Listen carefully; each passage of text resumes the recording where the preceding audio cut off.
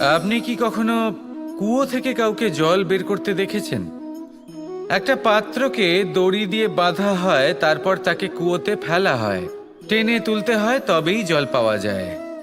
খুব সহজ ব্যাপার। কিন্তু কখনো এটা ভেবে দেখুন, কুয়োতে পাত্র ফেলার পরে যদি পাত্র সোজা হয়ে থাকে তাহলে তা জলে প্রবেশ করতেই পারবে না।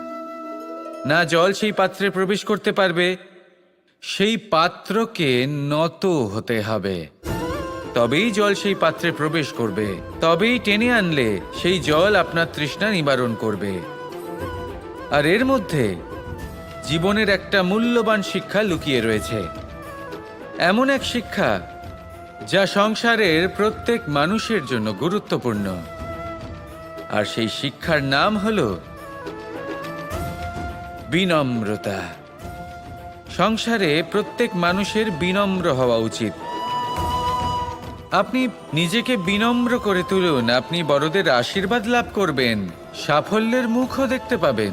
আপনি যদি বিনম্র না হন তাহলে কিছুই টিকবে না। সেই জন্য বিনম্র থাকুন আর আমার সাথে ভালোবেসে বলুন, রাধা রাধা।